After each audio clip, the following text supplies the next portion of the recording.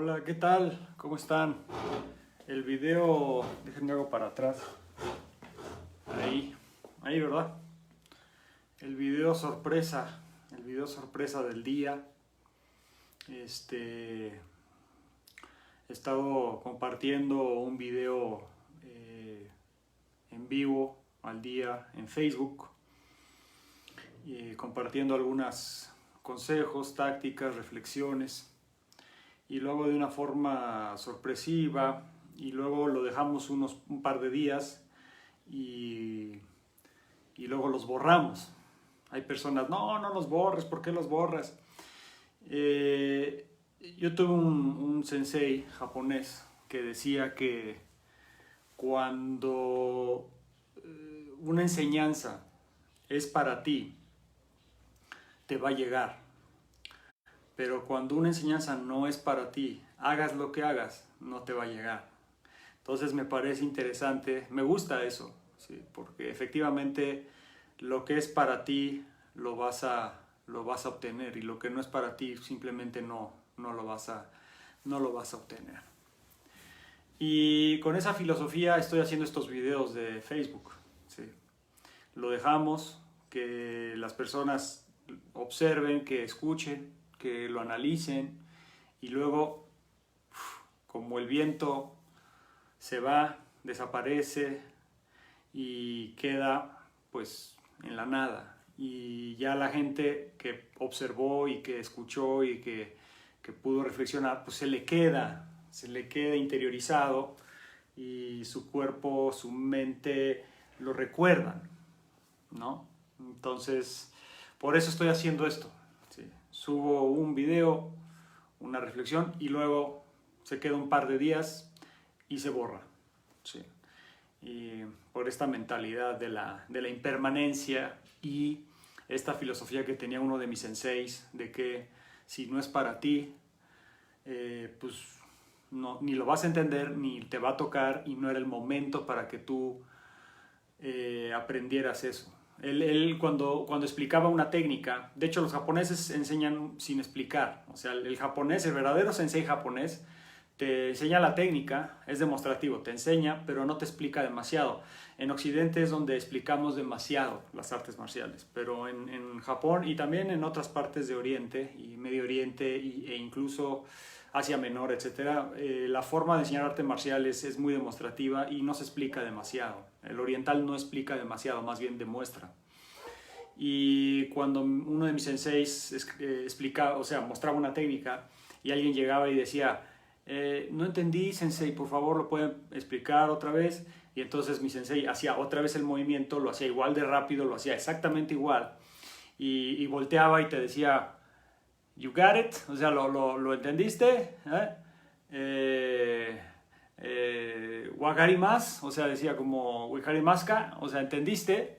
Y entonces si tú decías, no entendí, lo puedo repetir, entonces él decía, not for you, o sea, la enseñanza no es para ti. Sí, no lo ibas a entender hoy ni mañana, así que ahorita tú eso no lo tienes por qué aprender, porque tu cuerpo y tu mente no lo pueden asimilar. Interesante, pero bueno, hoy la reflexión va a ser corta. Más que reflexión, es una serie de, bueno, sí es reflexivo el tema, pero también son consejos y son formas pues, de comprender la seguridad y qué es lo que estamos haciendo cuando nosotros pretendemos aprender una técnica de defensa, ¿sí? Y realmente cuando queremos desarrollar una capacidad real en protección y en seguridad. Hay una estrategia a seguir general en cualquier situación de riesgo. ¿Sí? Primero, lo que debemos de hacer es huir de la situación, lo que se podría llamar evasión. Lo que tenemos que hacer es evadir la situación de riesgo. O sea, si nosotros vemos una situación potencialmente peligrosa, sea el escenario que sea, vamos a tratar de evadir esa situación, de escapar, de huir. Si no podemos huir, si no podemos escapar, entonces es escondernos. ¿sí? Tratar de escondernos, salirnos del radar de cualquier agresión, de cualquier agresor, etc. Y si escondernos no funciona, entonces el último recurso sería pelear por nuestra vida. O sea, ya sería la confrontación. Ese proceso se implementó y se hizo muy específico en la época cuando vinieron, por ejemplo, los tiroteos en las escuelas en Estados Unidos, ¿sí?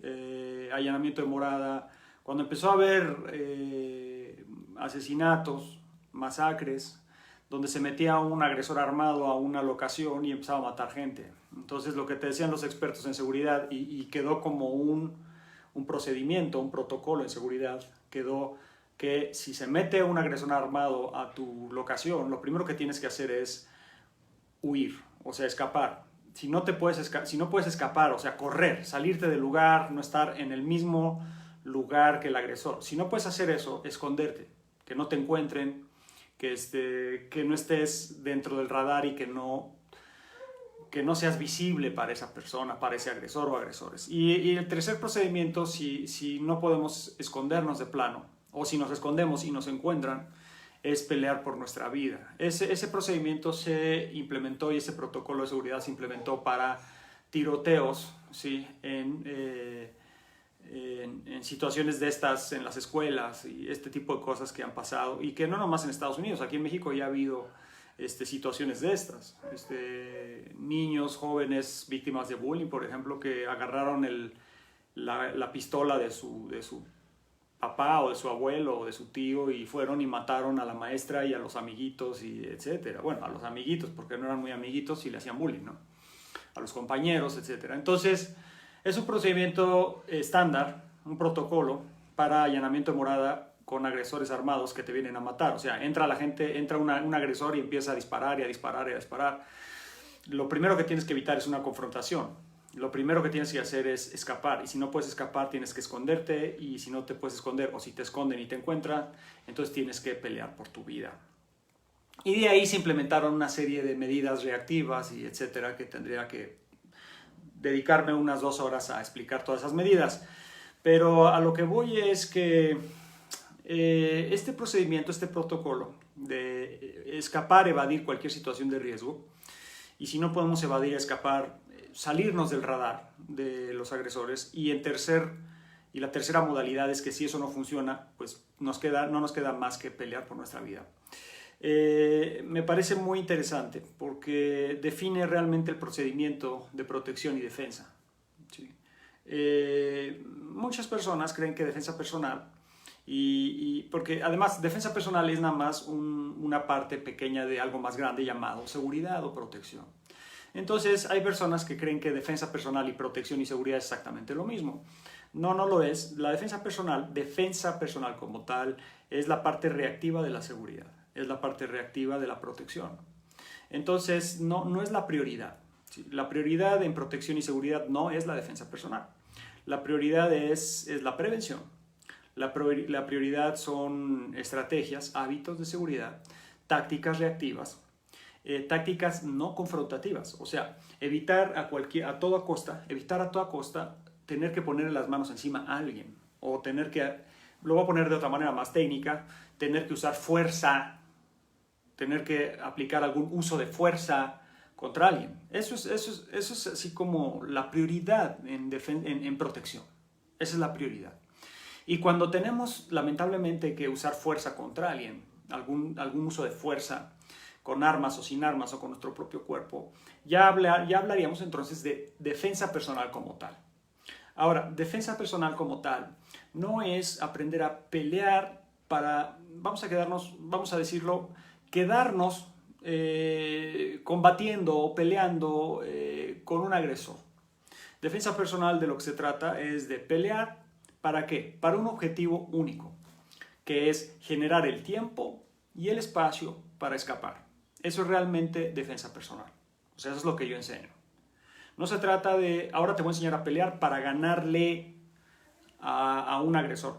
No, ganarle a un agresor, o sea, la victoria en defensa personal o ganar, realmente decir yo soy campeón en defensa personal, por decirle así, o yo gano, ¿qué gano con la aplicación de la defensa personal? ¿Qué gano? Vamos a verlo desde ángulo no es que tú ganes, le ganes a otro, o le des una lección, o lo mates o lo lastimes. Ese no es el objetivo de la defensa personal. El ganar en defensa personal es, repito, crear el tiempo y el espacio para poder escapar de la situación de riesgo. Lamentablemente, muchas veces, para poder escapar de una situación de riesgo, necesitas lastimar a una persona. Necesitas lastimar al agresor. ¿Por qué? Porque el agresor está en un estado, puede estar en un estado donde no te deja irte, te está tratando de lastimar, ¿sí? Te restringe tu espacio, tu tiempo reactivo para que no te puedas ir. Entonces nosotros tenemos que hacer la compensación. La compensación sería que si un agresor, un depredador, un procedimiento depredador, es ese, te embosca y te trata de quitar tu tiempo y espacio para reaccionar y por lo tanto tu tiempo y espacio para escapar. Eso es lo que hace un agresor básicamente. Y lo que nosotros tenemos que compensar y lo que tenemos que hacer, y lamentablemente a veces lo tenemos que hacer con uso de fuerza, diferentes niveles de uso de fuerza, es ganar el tiempo y el espacio para escapar. Y si logramos escapar de una situación de riesgo, incluso sin lastimar al agresor, nada más empujándolo o nada más apartándolo, o etcétera, o sea, con el menor uso de fuerza, ¿sí? Eso sería lo ideal. O sea, lo ideal sería poder, ¿sí?, escapar, huir, ¿sí?, de una situación de riesgo con el menor uso de fuerza, sin el objetivo de lastimar a cualquier costo y con cualquier pretexto y razón. ¿Sí? No es el objetivo como tal. O sea, defensa personal no es como el objetivo es lastimar a la gente. No, ese no es el objetivo. El objetivo es, repito, escapar. Voy a explicar el curso de acción acorde a Combatives, ¿sí?, a como yo enseño el curso de acción estándar. Es el curso de acción estándar en una situación de riesgo, ¿ok? El primer curso de acción y el más importante, como decía, es escapar, ¿sí? Pero no tanto escapar, sino evadir cualquier situación potencialmente peligrosa. Si nosotros no podemos evadir esa situación, pasamos al segundo. Es como un ciclo que se cumple. El segundo sería contener. ¿Eso qué significa? Que la agresión no siga escalando y escalando sin control. Que nosotros podamos, de alguna manera, puede ser física, puede ser manipulación verbal, con nuestro lenguaje corporal, con alguna herramienta, con algún objeto, etc., contener la agresión, que no siga escalando y que nos lastime. El tercer curso de acción, después de contener, si no podemos contener esa agresión y se desborda, entonces sería anular.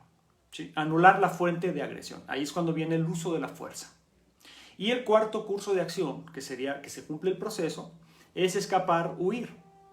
Si ustedes analizan, y es muy interesante, esto me encanta cuando expongo esto de los cursos de acción, es cómo se cumple un ciclo. Empezamos evadiendo una situación y si cumplimos el círculo, evasión, contención, anulación, y regresamos otra vez a escape y evasión. Hay gente que me pregunta, oye, pero entonces, ¿qué evasión, qué escape o huida no es una forma de evasión? Sí, la diferencia es que la diferencia entre evasión y huida en este curso de acción, y como yo lo presento, es que la evasión es cuando tú logras salirte de una situación de riesgo sin tener que contener ni usar ningún tipo de fuerza, o sea, sin tener que anular a un agresor. Y la huida o el escape es que la evasión inicial no funciona, te atajan, contienes al agresor o a los agresores para que no siga escalando más la agresión, no funciona, se desborda, entonces tienes que anular a la amenaza, que ya no es amenaza, ya es ataque, tienes que anular al agresor o a los agresores y de ahí inmediatamente escapar. Ese es como yo explico y como entiendo y como por años he mostrado los cursos de acción estándar, el curso de acción estándar en cualquier situación de riesgo. Entonces, en cualquier situación de riesgo, lo que tú vas a buscar primero es evadir esa situación, alejarte de la amenaza, alejarte de la sospecha de que algo pudiera estar mal. Si tú estás en una situación, en un ambiente determinado y te empiezas a dar cuenta que ese ambiente se empieza a poner inestable, se empieza a poner peligroso, se empieza a poner incierto, entonces en ese momento lo mejor es salirse de ese ambiente, salirse de esa locación, salirse de esa circunstancia, de esa situación. Eso sería evadir. Ahora, digamos que por circunstancias determinadas no podemos evadir ese escenario, ese ambiente, esa circunstancia. Y entonces lo que nos resta es entonces contener, ¿sí? Contener de una forma inteligente para que la agresión, posible agresión que se está gestando, no siga gestándose más y se escale a un punto donde no la pueda controlar. Si esa contención, yo estoy tratando de contener la situación de, por ejemplo, el famoso judo verbal, el lenguaje corporal, tratando de calmar las cosas, etc. Si eso no funciona y la fuente de agresión, que podría ser uno o más agresores, se descontrola y ya de plano ya son una amenaza directa y contundente a mi integridad física, es entonces que yo tengo que hacer todo lo posible por anular esa amenaza directa, con los mejores recursos que tenga. Pueden ser armas de fuego, pueden ser cuchillos, pueden ser mi propio cuerpo, pueden ser objetos contundentes, pueden ser armas circunstanciales, cualquier cosa. Y si eso, después de aplicar ese uso de fuerza, inmediatamente yo tengo que salir de ese escenario de riesgo y entonces se cumple el ciclo y tengo que escapar, tengo que huir. Lo peor que puedes hacer en un movimiento ya de uso de fuerza es quedarte. Muchos sistemas. Mira, les voy a contar un ejemplo, les voy a poner un ejemplo. Buenísimo el ejemplo. Tuve un alumno hace tiempo, no voy a decir su nombre, tal vez me esté viendo. No voy a decir su nombre porque, por privacidad y porque no me ha dado el permiso para platicar su caso, por eso no voy a decir su nombre, pero les voy a platicar un caso muy curioso para que me entiendan el proceso que les estoy diciendo con un ejemplo muy sencillo. Yo tenía un alumno que hizo Aikido conmigo, llegó a cinturón negro de Aikido. Yo logré que hiciera su cinturón negro, muy bueno, muy buen Aikidoka. Y él dejó luego de entrenar y se fue a vivir a la Ciudad de México. Y en la Ciudad de México, en el metro de la ciudad, pues hay muchos asaltos, hay muchas agresiones, hay muchas cosas que pasan en el metro de la Ciudad de México y en la Ciudad de México en general. Entonces, él iba saliendo del metro, sí, del vagón, iba caminando, y una persona lo abordó y lo quería asaltar. Entonces, mi alumno de Aikido, no de Combatives, tenía esta mentalidad como marcial de a mí nadie me asalta, a mí nadie... Por más que yo les decía, Aikido hay que ceder, Aikido, sí, Aikido no es andar peleándose en la calle, si te asaltan, cede tus cosas, no vale la pena. Por más que uno dice esas cosas, la gente luego no escucha y reacciona mal. Entonces, ¿qué pasó? Que mi alumno, cuando lo quisieron, creo que le quisieron arrebatar la mochila o una cosa así, mi alumno hizo una finta con la mano, que eso yo se los he mostrado en Aikido, que tú lo que haces una finta en la cara, ¿sí? O le marcas un golpe para que la persona bloquee, o te trate de agarrar la mano, y cuando te trata de agarrar la mano, le metes un apalancamiento y lo llevas al piso. Y efectivamente, lo que pasó, mi alumno hizo la finta, el asaltante se cubrió y le agarró la mano para que no le pegara en la cara, y mi alumno le metió un Ikkyo, que es la primera técnica básica de Aikido. Básica, pero pues para desarrollarla y dominarla realmente son años. Esa técnica pareciera básica, pero no es nada básica, es bastante complicada y hay que entrenar mucho. Bueno, mi alumno estaba bien entrenado y entonces le aplicó el apalancamiento al brazo, al codo, y lo llevó al piso. O sea, lo dominó totalmente al asaltante. Y cuando lo tenía en el piso, mi alumno aplicó una técnica estándar de Aikido, donde cuando tú llevas al piso con esta técnica de Ikkyo a alguien, te pones en una rodilla, o bajas las rodillas, te pones encima y lo sigues dominando abajo. Es una técnica de Osae-waza. Osae quiere decir control. Entonces, mi alumno lo que hizo es controló al asaltante y lo puso en el piso y lo tenía controlado en el piso, ¿ok? ¿Y qué sucedió? De repente sintió un golpe por atrás, sintió otro golpe por atrás, varios golpes, lo agarraron y le partieron la cara entre 3 tipos. O sea, ¿por qué? Porque eran amigos del asaltante. O sea, el asaltante no iba solo, pues, evidentemente. Entonces, mi alumno cometió el grave error, pues no valía la pena por la mochila, ¿sí? Meterse en problemas porque los asaltantes no van solos, van de repente 3, 4. Uno es el que te asalta, pero hay otros 2 que te están vigilando y que están cuidando al compañero. Y cuando el otro pierde el control, es entonces que los amigos entran del asaltante y entonces te madrean entre 3 fulanos. Y dicho y hecho, eso es lo que sucedió. Entonces, errores que cometió mi alumno. Una reaccionó, no valía la pena, pero vamos, supongo que reaccionó. Lo llevó al piso, lo dominó. Y no nomás lo dominó, empezó a quedarse en el piso viendo hacia abajo.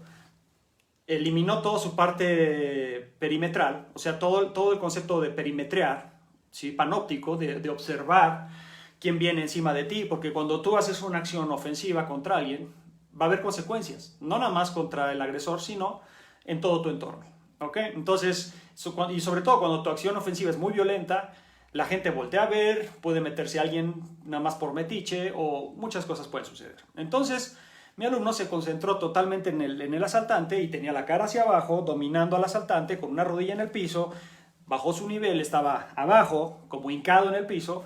¿Y qué pasó? Pues lo que sucede es que no vio llegar a los otros 2 y le metieron la madriza de su vida, ¿sí? Le metieron una súper paliza. Y me habló y me dijo, Sensei, pues apliqué Aikido, pero me lastimaron y bla, bla, bla, bla. Y le digo, bueno, es que cometiste un error. O sea, cometiste el error. Si de plano te ibas a defender, lo que tenías que hacer es apalancar el brazo, meter un derribo, empujar y salir corriendo. No quedarte a dominar a una persona. Mientras más tiempo permaneces en un escenario de riesgo, las probabilidades de salir lastimados son mayores. Entonces, si no entendemos este concepto que les estoy diciendo, de que el procedimiento de defensa personal no es entablar un pleito con alguien y quedarte revolcándote en el piso con alguien o quedarte dominando, subyugando a alguien. Esto es bien importante que me lo entiendan. Muchas personas que hacen artes marciales, incluso instructores de defensa personal, incluso practicantes de defensa personal, cuando hacen las técnicas de defensa personal, hacen técnicas de sometimiento. O sea, sujetan al fulano y lo ponen en el piso, lo dominan como si fueran policías.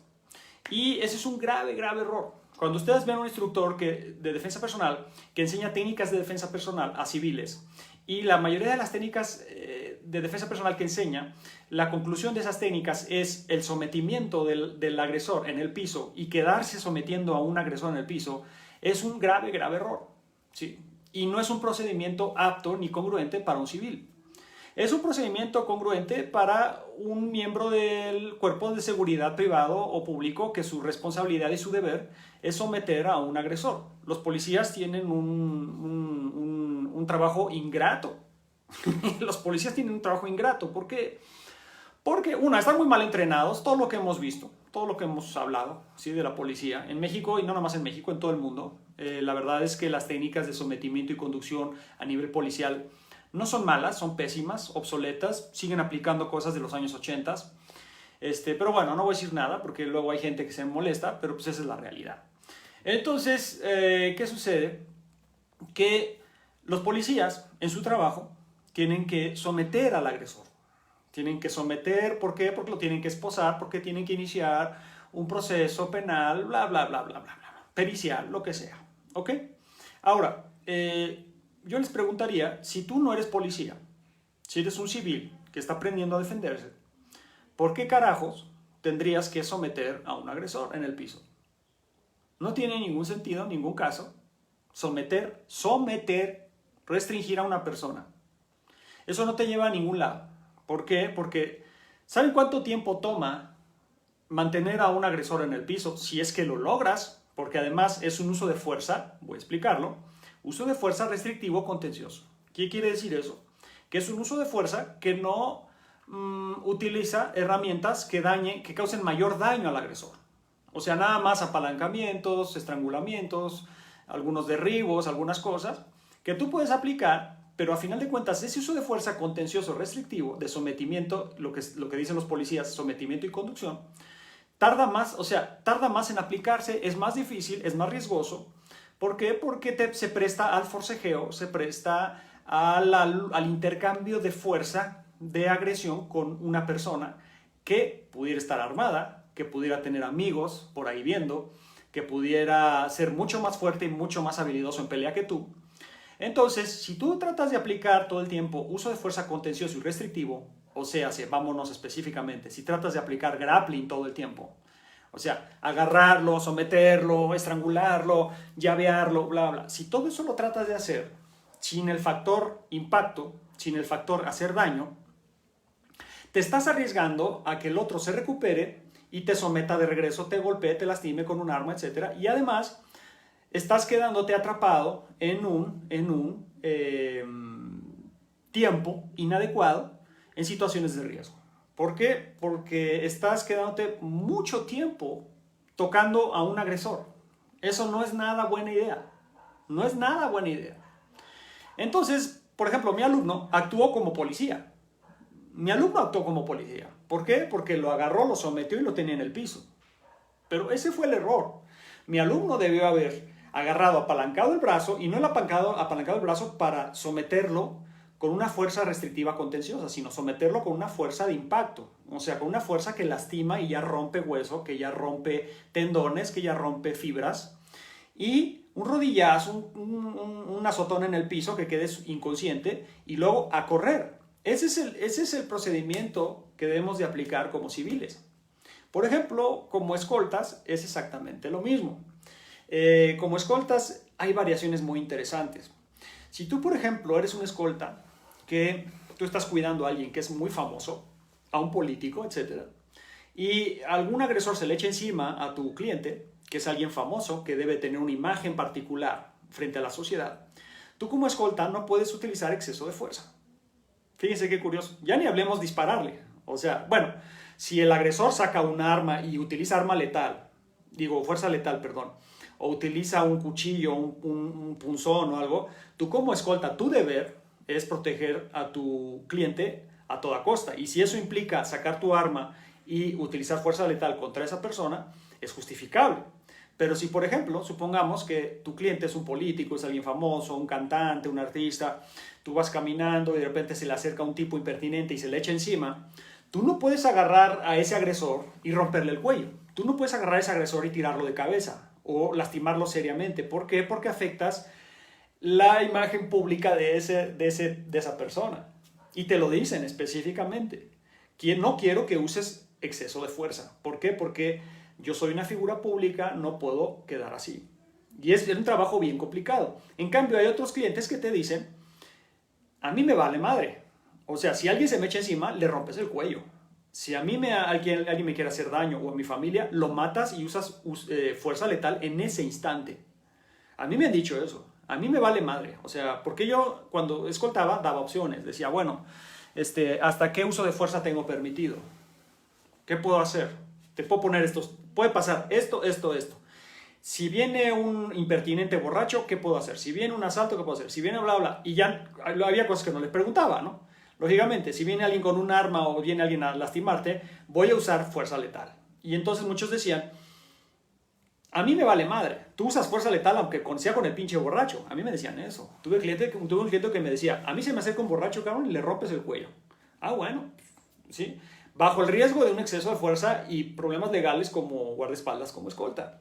Pero es curioso porque como escoltas, las técnicas, como guardaespaldas, son un tanto diferentes. ¿Por qué? Porque el guardaespaldas sí puede utilizar, a diferencia del policía, el guardaespaldas sí puede utilizar fuerza de impacto. Lo que nosotros, lo que en combate llamamos fuerza preventiva o de advertencia. O sea, te meto un madrazo en la tráquea, te meto un madrazo en la nariz, te rompo la nariz, bla, bla. Eso es, hazte para allá porque a la próxima te meto un balazo. No va a ser un madrazo, va a ser un balazo, ¿sí? O sea, es ese tipo de fuerza que sí se puede usar como escolta. ¿Le puedes romper una rodilla a alguien? Sí. ¿Le puedes romper los dedos a alguien? Sí. O sea, si es necesario, sí. ¿Por qué? Porque tu trabajo es proteger a tu cliente a toda costa. Pero incluso dentro del ambiente de los guardaespaldas, de repente hay clientes que de plano sí te dicen, no vayas a usar ese uso de fuerza. ¿Por qué? Porque yo soy una figura pública y no podemos quedar mal. Entonces, son muchas variaciones. Ahora, un civil, de repente funge como guardaespaldas ¿de quién? De su propia familia.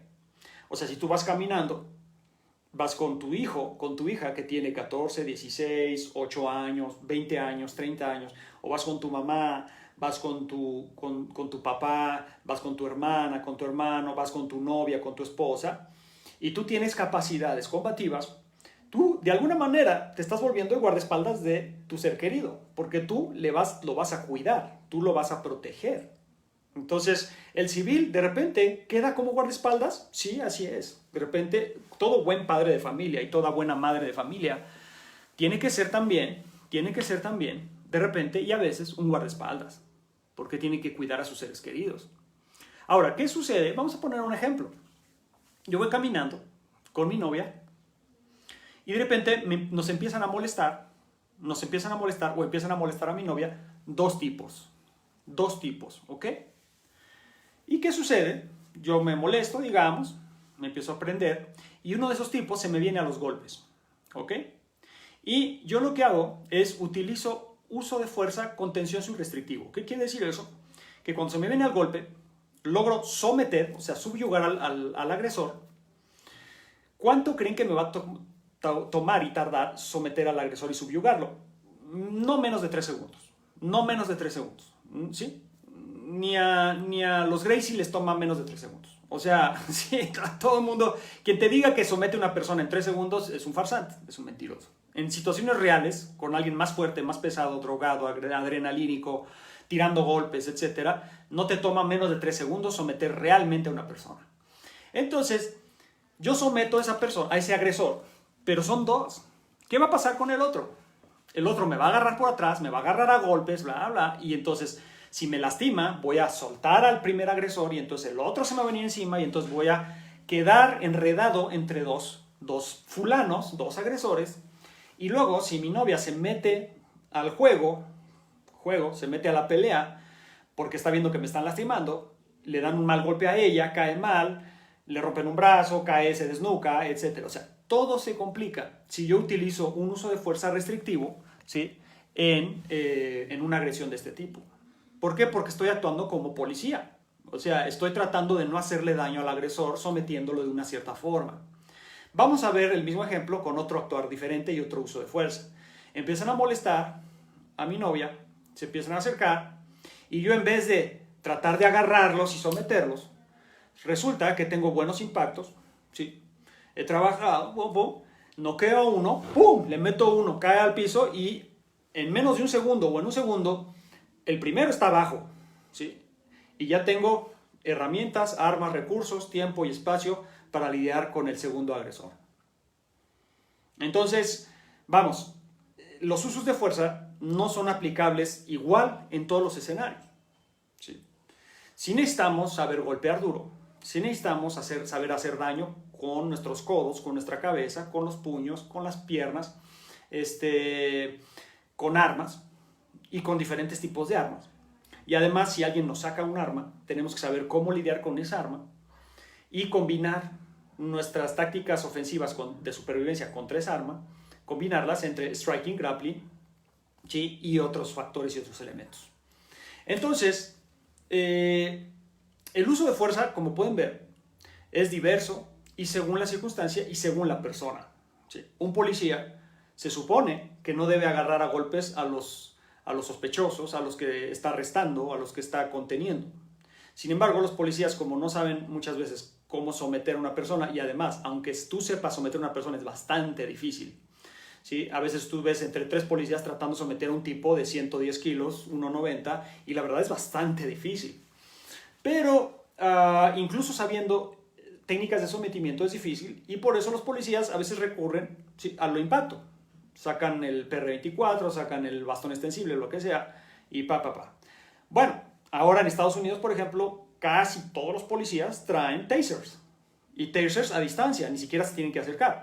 El agresor se pone necio y ¡pum! Le meten un taser, lo electrocutan, se queda tieso y va para abajo. Pero ustedes habrán visto que a veces, incluso con todo y el taser, el agresor aguanta hasta se arranca los dardos, ¿sí?, con electricidad y se les va encima. O sea, ha pasado esas cosas, también ha pasado esas cosas. Pero si se dan cuenta, es un uso de fuerza que tiene que ser instantáneo, inmediato, pero que debe de causar el menor daño posible al agresor. Porque como fuerza pública no puedes simplemente sacarle la pistola a alguien y dispararle.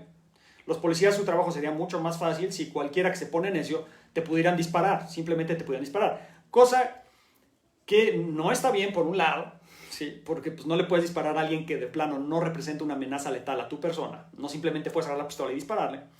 Y por otro lado, son cosas que están ocurriendo. Bueno, en Estados Unidos vean ustedes todo lo que está ocurriendo.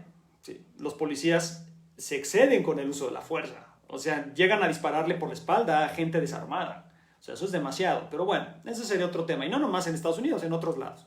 De hecho, estaba leyendo un reportaje, un artículo de que en Argentina acaba de haber una marcha. Me corregirán si hay gente de Argentina aquí observando, pero vi un reportaje de que hubo una marcha contra la brutalidad policial en Argentina. O sea, se ve que en Argentina los policías sí ejercen la brutalidad policial, porque si ya hay una marcha pública y grande, pues se ve que hay un problema.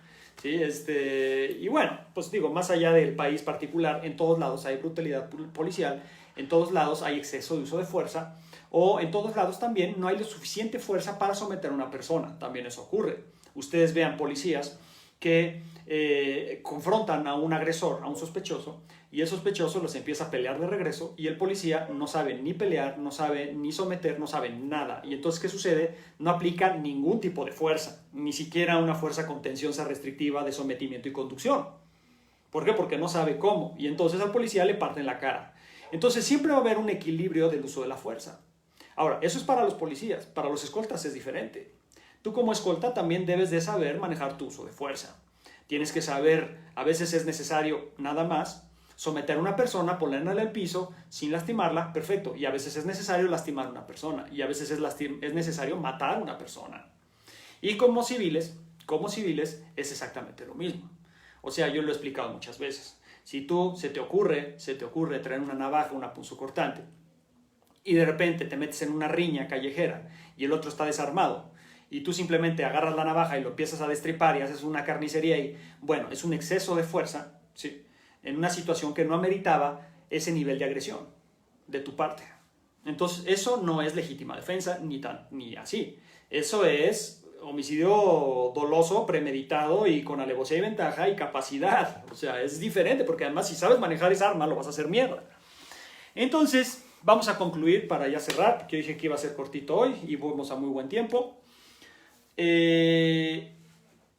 Comprendamos otra vez cómo empezó esta reflexión.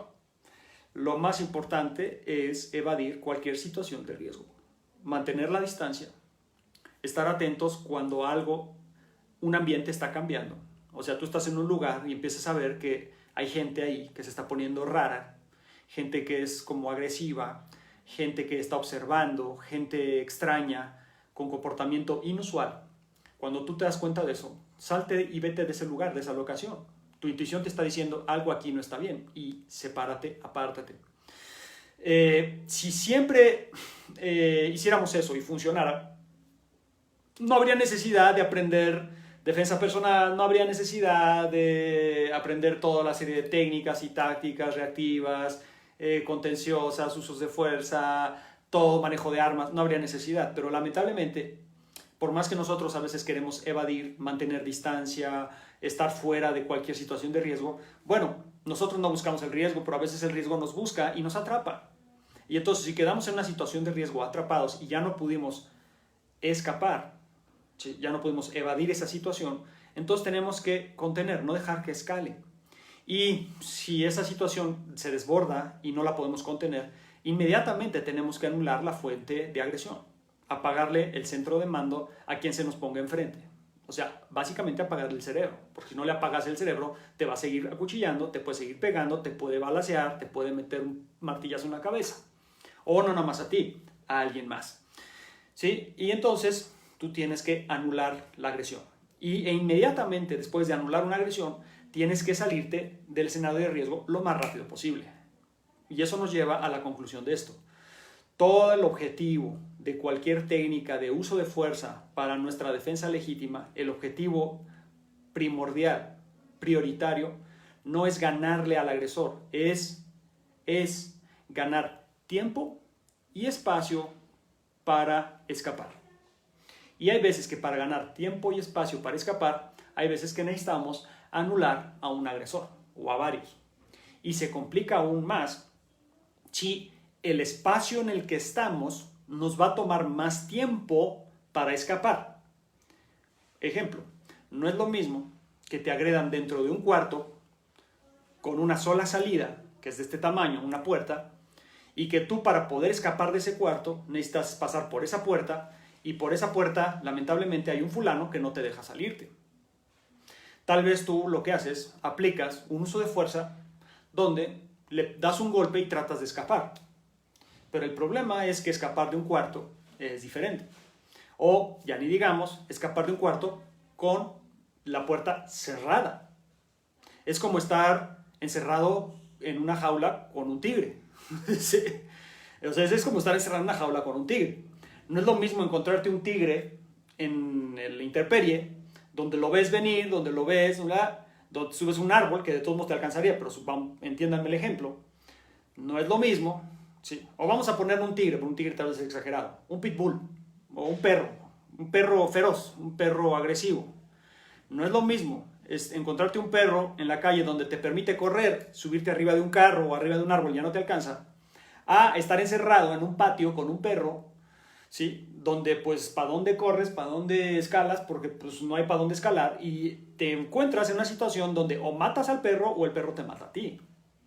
Es lo mismo con un depredador. Por ejemplo, un caso de violación.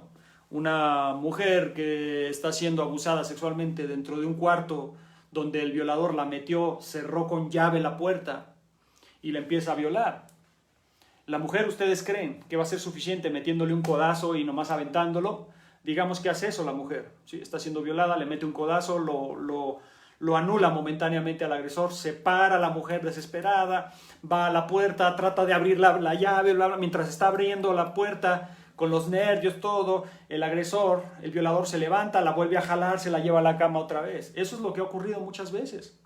Entonces, mientras más cerrado es el espacio, mientras menos accesos tiene el espacio donde está sucediendo ese escenario de riesgo, tienes que ejecutar técnicas y movimientos que te permitan, que te den más tiempo. ¿Qué significa eso? Que debes de apagarle por más tiempo el cerebro al agresor.